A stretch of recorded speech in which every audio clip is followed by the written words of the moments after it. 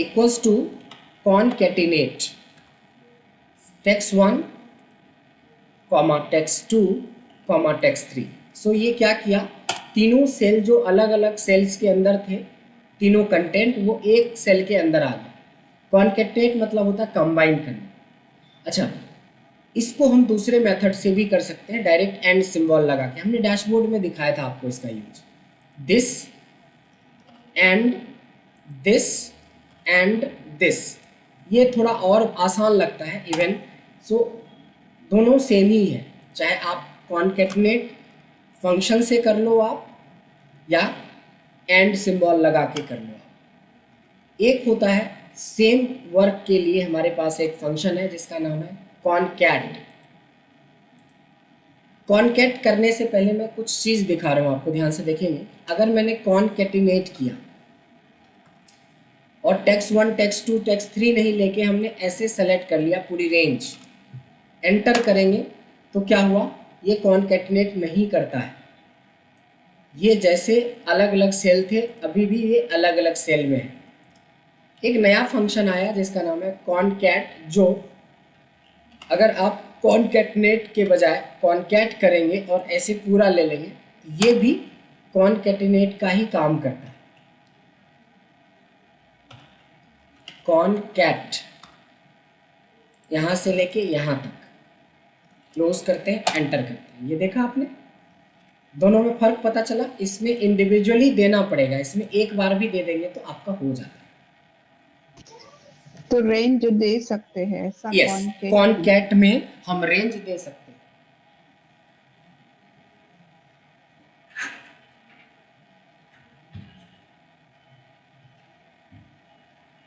जबकि कॉनकैटिनेट में हमें इंडिविजुअली सेलेक्ट करना पड़ता है।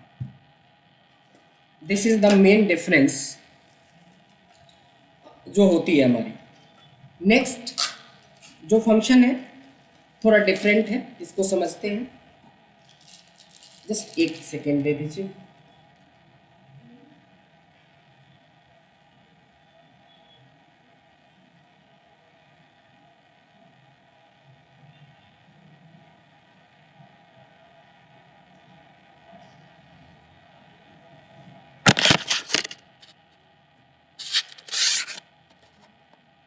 माउस इज नॉट वर्किंग, सो मैं माउस चेंज कर रहा हूँ जी, ठीक है। सो नाउ सेकेंड है हमारा, जिसको हम लोग बोलते हैं लार्ज, स्मॉल और रैंक। ये तीन को समझते हैं एक एग्जाम्पल के जरिए।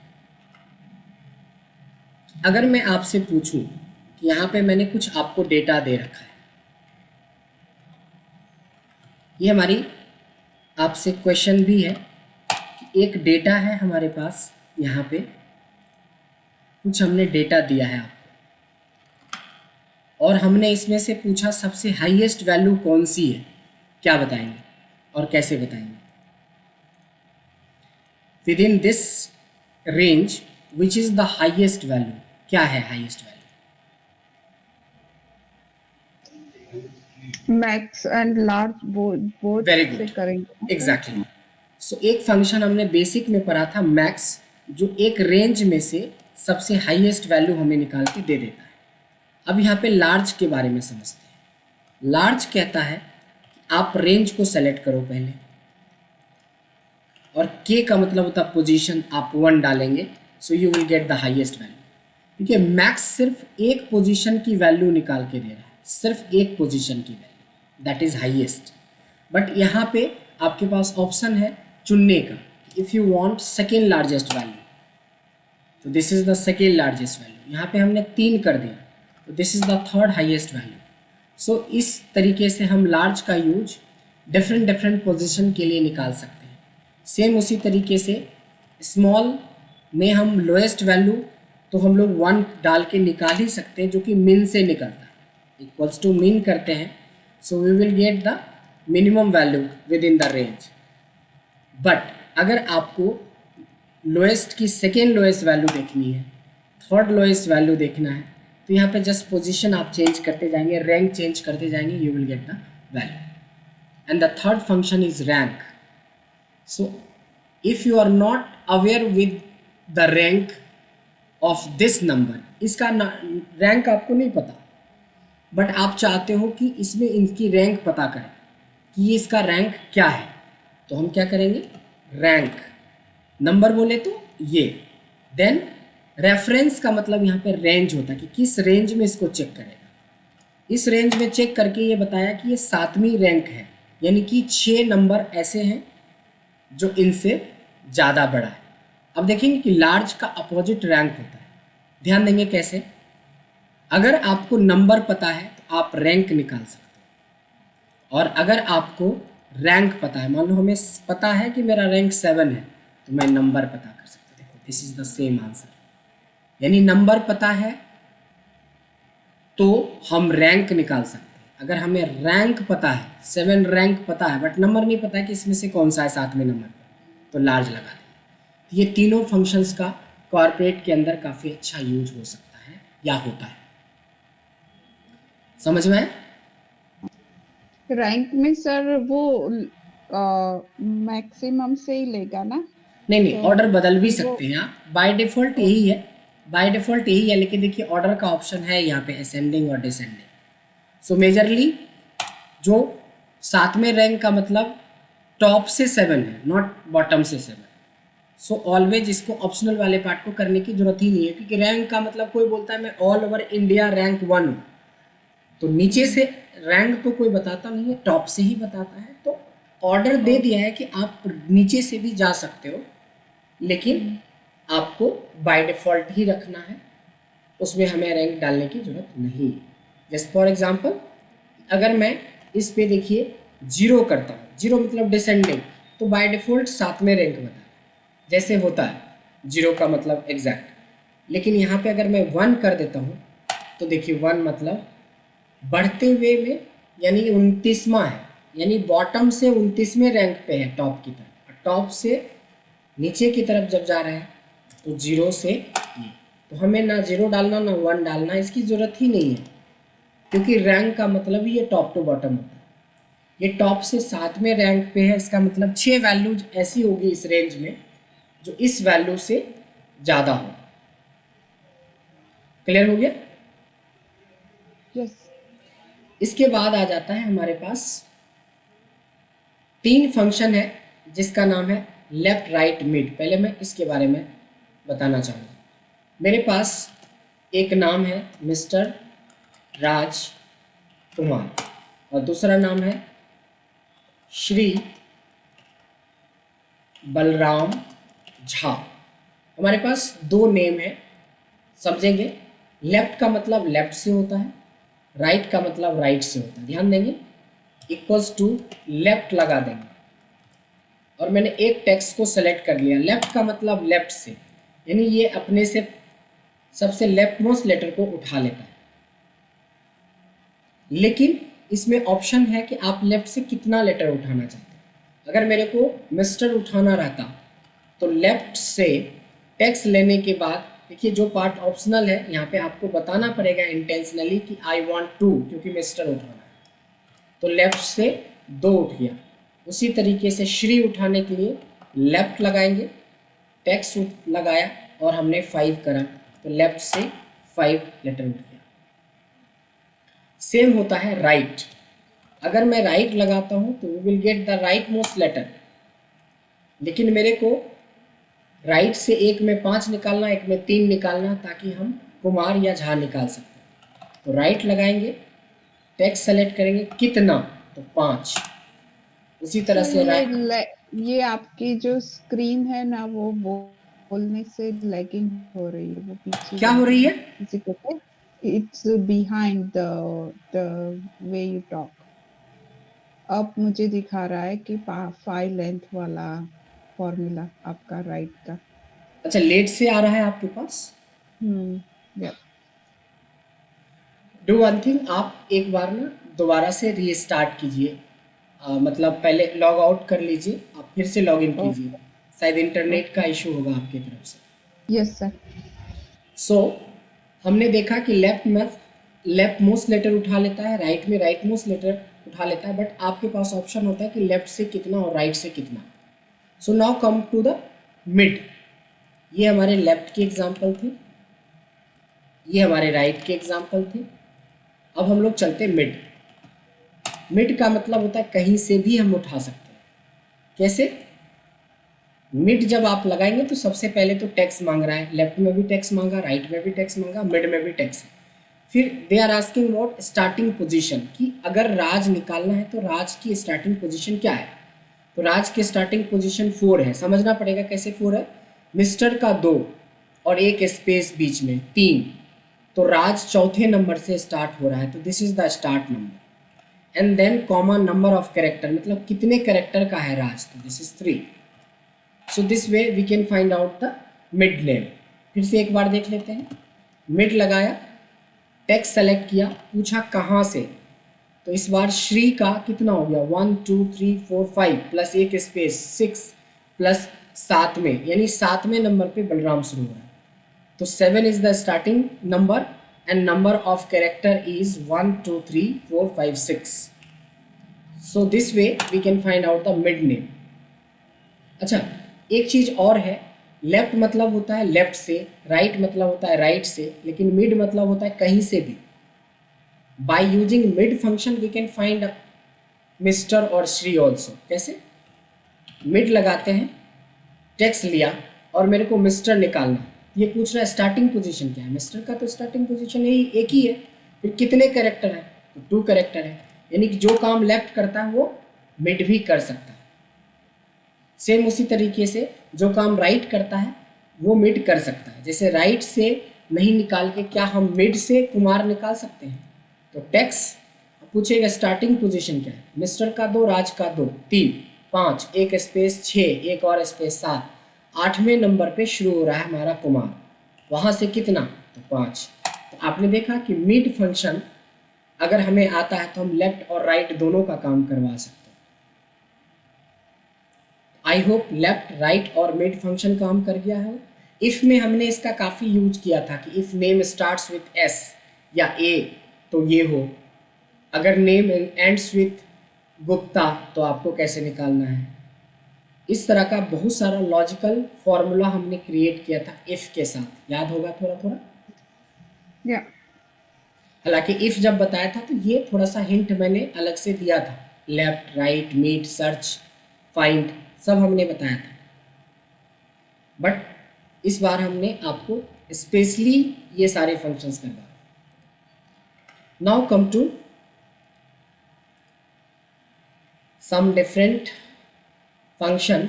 इसमें से एक है आपका सब्स्टिट्यूट। सब्स्टिट्यूट का मतलब होता है बदलना। सपोज यहाँ पे लिखा है मैंने माई नेम इज़ ब्रजेश आनंद, मैं चाहता हूँ कि फंक्शंस की हेल्प से माई के जगह पे योर नेम इज़ ब्रजेश आनंद हो जाए। तो आप क्या लगाएंगे, सब्स्टिट्यूट। सबसे पहले टेक्स्ट सेलेक्ट करेंगे, फिर बोलता है ओल्ड टेक्स्ट मतलब जिसको बदलना है, तो डबल इन्वर्टेड कॉमा में लिख देंगे कि माई को बदलना है। And then what you need new, तो योर। तो ऐसा हमने लिखा, एंटर किया, देख सकते हैं कि सब्स्टिट्यूट के हेल्प से we can change the name. अगर मेरे को एक और एग्जांपल लेता हूँ, my name is Brajesh Anand के जगह पे my name is Pooja Anand करना, equals to meet, this is the text, sorry meet बोल रहा, सब्स्टिट्यूट टेक्स्ट ले लेंगे, फिर बोलता है ओल्ड टेक्स्ट जिसको बदलना है, तो मेरे को ब्रजेश यहाँ से बदलना है और नया नाम हमें जो भी करना है यहाँ से मैंने पूजा कर दिया। तो अब क्या हो गया, माई नेम इज़ पूजा आनंद, यानी कि जिस वर्ड को बदलना है हम सब्स्टिट्यूट के साथ बदल सकते हैं, but this is based on their name. Same काम के लिए एक और ऑप्शन है आपके पास, that is called replace, but ये पोजीशन बेस्ड है। ध्यान देंगे कैसे। रिप्लेस में होता है ओल्ड टेक्स्ट। ओल्ड टेक्स्ट हमारी हो गई ये वाली, फिर बोलता है स्टार्टिंग नंबर क्या है। ओल्ड टेक्स्ट में स्टार्टिंग नंबर क्या है, तो स्टार्टिंग नंबर का मतलब यहाँ पे काउंट से है कि क्या काउंटिंग है। तो देखो माई बदलना है तो स्टार्टिंग पोजीशन तो वही है जो मिड में अभी हम लोग यूज़ कर रहे हैं, फिर पूछा कितने कैरेक्टर, तो माई में कितने कैरेक्टर हैं, 2। अब इसके बदले में क्या, तो योर। अब ये थोड़ा कॉम्प्लिकेटेड लगेगा बट ये पोजीशन बेस्ड होता है, सेम काम करता है, जो सब्स्टिट्यूट करता है और वही रिप्लेस करता है, बट रिप्लेस पोजीशन बेस्ड है और ये सीधे वर्ड को रिप्लेस कर देता है, सब्स्टिट्यूट कर देता है।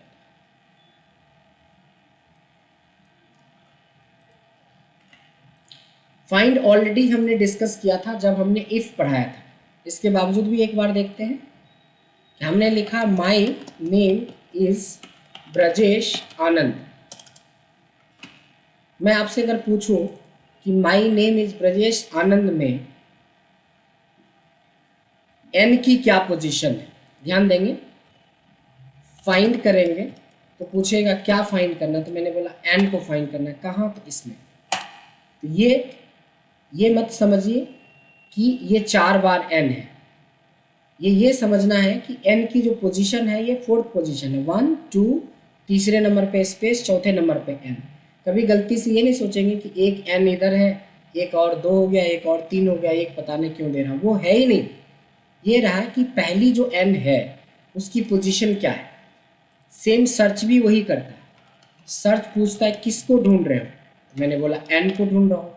कहाँ ढूंढ रहे हो, इसमें ढूंढ रहा हूँ। तो ये दोनों सेम ही फंक्शन है, बट ये पहला वाला जो है वो केस सेंसिटिव होता है, क्योंकि अगर आपने गलती से एन कैपिटल दिया तो ये एरर आ जाएगा कि कैपिटल नाम एन है ही नहीं। लेकिन अगर आपने गलती से भी सर्च में एन कैपिटल कर दिया तब भी पर ये ढूंढ लेता है। तो सर्च थोड़ा बेहतर ऑप्शन है जब आप अननोन डेटा पे काम करेंगे। नोन डेटा पे आप दोनों में से कोई भी यूज कर सकते हैं।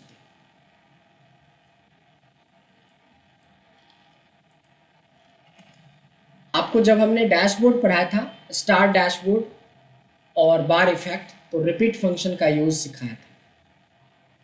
Equals to REPT। रिपीट का मतलब होता है रिपीट करना। किसको, किसी भी टेक्स्ट को। मैं चाहता हूं इंडिया को रिपीट करना, तो ये पूछेगा कितनी बार, तो मैंने बोला 10 बार। तो देखिए 10 बार इंडिया लिखा गया। मैंने बोला रिपीट कर दो तुम 1 को 100 बार, तो ये 100 बार 1 लिख दिया। मैंने बोला रिपीट कर दो किसी सिंबल को, कितनी बार, 1000 बार, तो ये 1000 बार @ लिख दिया। कहने का मतलब है किसी भी टेक्स्ट को अगर आपको रिपीट करवाना होता है तो डबल इन्वर्टेड कोमा के अंदर लिखेंगे कितनी बार। नंबर के लिए डबल इन्वर्टेड कोमा की जरूरत नहीं है। और फिर इधर देखेंगे कि रिपीट @ कितना बार, 1000 टाइम, तो 1000 बार आप इसको रिपीट करवा सकते हैं। तो this is the repeat function. Now come to sum product. Sum means जोड़ना, प्रोडक्ट मीन्स गुना। ये कुछ ऐसे डेटा के लिए यूज होता है जहाँ पे मान लिया जाए कि आपके पास कुछ आइटम है, हमारे पास आइटम में एप्पल है, कुछ हमारे प्रोडक्ट हैं, इसकी कुछ क्वांटिटी है, मैं रैंड बिटवीन से तैयार कर रहा हूँ क्वांटिटी 1 to 10, हमें इतने इतने क्वांटिटी की ज़रूरत है। और यहाँ पे प्राइस पर यूनिट है, इसकी जो प्राइस है वो 1000 से 10,000 के बीच में मैंने फ़िलहाल ले लिया। मतलब मेरे को एक डेटा दिया गया है, इतना नंबर ऑफ क्वांटिटी हमें चाहिए एप्पल का, इसकी प्राइस ये है। तो आप क्या करेंगे, नॉर्मली आप करेंगे 1 यूनिट का इतना है इनटू 8 यूनिट, एप्पल पे हमारे कितने खर्चे होंगे।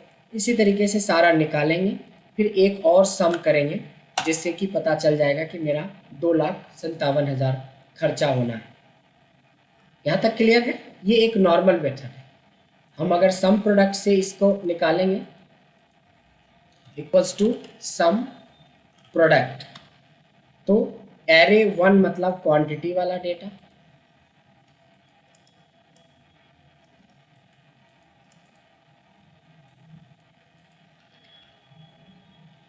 इक्वल्स टू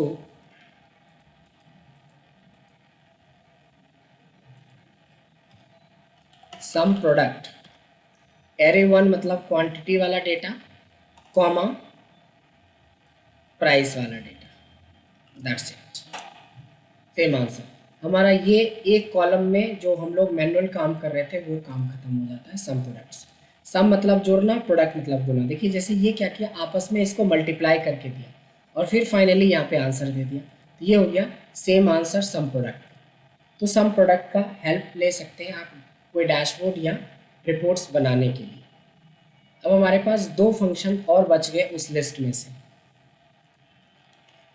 एक होता है वैल्यू और दूसरा होता है ट्रांसपोज। हमारे पास कुछ वैल्यूज हैं और बीच बीच में इस वैल्यू के आगे एक सिंबल लगा दिया हमने, ऐसा सिंगल इन्वर्टेड कॉमा। फिर ये सिंगल इन्वर्टेड कॉमा आप लगाएंगे ना तो यहाँ पे एक एरर शो करता है, ये देखिए एरर शो करता है। मैंने क्या किया, एरर को इग्नोर कर दिया। उसके बाद अभी देखिए कुछ डेटा लेफ्ट में दिख रहा है, कुछ राइट में, मैंने इसको सेंटर में कर दिया या राइट में कर दिया। इसके बाद हमने बोला इस डेटा का मेरे को सम चाहिए, आप सिंपल लगाएंगे इक्वल्स टू सम और ये पूरा डेटा सेलेक्ट करेंगे और आपको पता भी नहीं चलेगा कि ये जो आंसर है ये रॉन्ग आंसर है, क्योंकि 3 2 5 2 7 700 तो यहीं पे हो गया, 300 प्लस 200 प्लस ये 700 34 34 24 700 से क्रॉस तो यहीं पे हो गया हमारा। तो ये बाकी सब नंबर को तो ये जोड़ा ही नहीं। तो प्रॉब्लम क्या था, ये जो इन्वर्टेड कॉमा क्या होता है कि जब हम दूसरे सॉफ्टवेयर से डेटा को पुल करते हैं, कभी SAP से पुल करते हैं, कभी ERP से पुल करते हैं, तो ये क्या करता है कई बार अपने आप ऐसा इस तरह का सिंबल लगा देता है।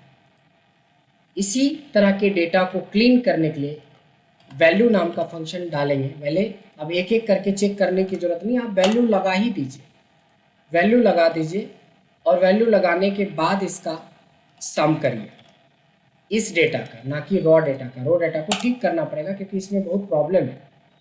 इस वाले डेटा का देखिए आंसर एक्चुअल में होना चाहिए 1053, वो इसे दे रहा था 762। ट्रांसपोज तो पता ही है क्योंकि हमने VLOOKUP में सीखा था कि किसी भी वर्टिकल डेटा को हॉरिजॉन्टल में करने के लिए ट्रांसपोज का यूज करते थे। दिस इज कॉपी एंड जहाँ पे करना है paste special and then transpose. Transpose function से भी कर सकते हैं आप। ट्रांसपोज लिखना पड़ेगा आपको, एरे मतलब डेटा सेलेक्ट करना पड़ेगा, यहाँ से लेके यहाँ तक डेटा हमने सेलेक्ट कर लिया, एंटर करेंगे। तो पेस्ट स्पेशल से करना बेस्ट है क्योंकि ट्रांसपोज लेटेस्ट वाले एक्सेल में तो खूब बढ़िया से चलता है, पुराने वाले एक्सेल में एज ए एरे लेता है, इसलिए आपको एरे फॉर्मूला में जाने की ज़रूरत नहीं पड़ेगी। यहाँ पे डायरेक्ट ही आपको पेस्ट स्पेशल एक बेस्ट ऑप्शन है। तो ये था आज का वो पार्ट, रिमेनिंग पार्ट जो हमने कवर अप नहीं किया था बेसिक फंक्शन में से, यानी कि टोटल 16 फंक्शन हमारे कंप्लीट हो गए। इसमें कोई डाउट 16 में? No sir.